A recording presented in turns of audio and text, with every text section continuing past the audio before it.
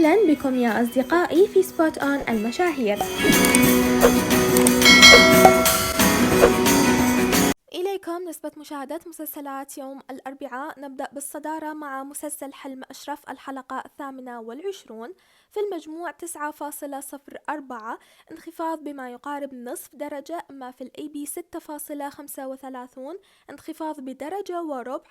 أما في الأي بي سي 1 8.94، وانخفاض بأكثر من درجة، يعني انخفاض بكل الفئات وانخفاض كبير جدا. وبصراحة برأيي هذا الانخفاض مستحق لحلقة ليلة أمس. أولا لأن القفلة كانت محروقة، الأحداث كلها كانت محروقة من الإعلانين، كذلك الأحداث لم تكن بالمستوى الجيد.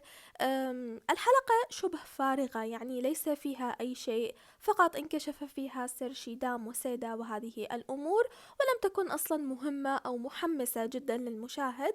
يعني أتمنى أن يحسنون الأحداث في الحلقات القادمة لكي لا يخسرون الصدارة، وهم أصلا في الترتيب الأسبوعي لهذا الريتنج الأسبوعي. حلم أشرف سيكون بالمركز الرابع بعدما كان في المركز الثالث. عليهم أن يعودوا التفكير بالأحداث. المسلسل الثاني معنا مسلسل المشردون الحلقة 44 في المجموع 4.76، انخفاض بأكثر من نصف درجة. أما في الأي بي 2.30، ارتفاع بسيط.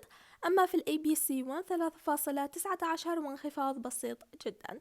أما مسلسل المؤسس أورهان الحلقة 10 في المجموع 3.78، انخفاض بنصف درجة. أما في الأي بي 3.08، ارتفاع بربع درجة. أما في الأي بي سي 1 4.13، وانخفاض بسيط جدا. وواضح جدا أن المؤسس أورهان سيستمر لموسم واحد فقط ولن يتجدد لموسم آخر. خبروني ما رأيكم بنسب المشاهدة، وشكرا للمشاهدة، وإلى اللقاء بالفيديو القادم.